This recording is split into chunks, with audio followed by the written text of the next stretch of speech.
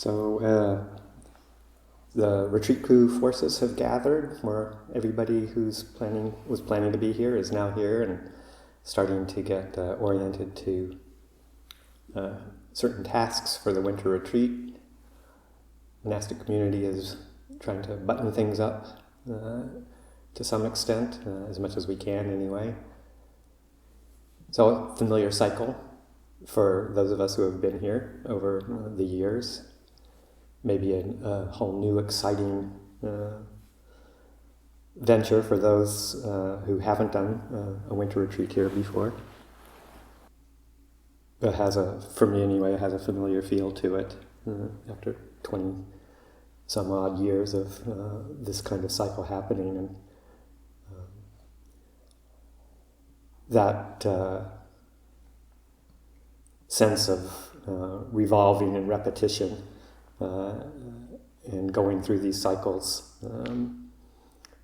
is something that's really common for our experience in many different ways. The weather cycles, the seasonal cycles. Yeah, actually, just popped into my mind the cycles of reflections. There's a couple of cyclic reflections that come up at this time of year that I haven't heard either one yet, so I will repeat them just for the sake of continuity over the years, but reminding us that, as Ajahn used to pretty much say all the time at this time of year, this is the return of the light. The days are getting longer. So if there was any despair at the darkness and gloom and that kind of stuff, then you can take refuge in the fact that the cycle has moved to days lengthening again. And then Ajahn Sucitto's famous comment about retreat, usually repeated at this time of year, of somebody many years ago a monastic asking him, when does the retreat start? And his famous reply of,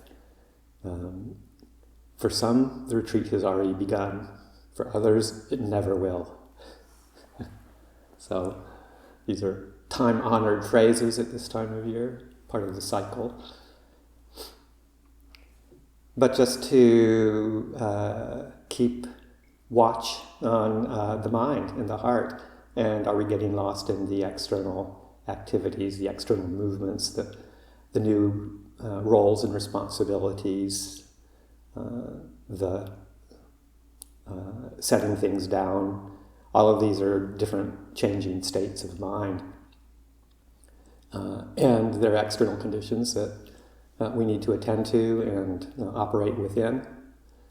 But the practice, whether we're in retreat or not in retreat, or no matter what's happening around us, the changing conditions of the environment, the changing conditions of the monastery, the people arriving, the people leaving, the constant motion, the flow of motion around us, there is one constant of the mind seeing the mind.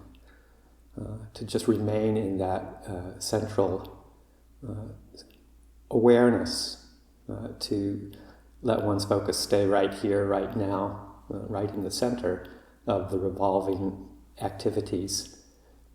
One thing coming up after the next, the breakfast being served, eaten, the work assignments being done, the morning reflection, the activities of the day, the afternoons of quiet, the coming together again in the evening.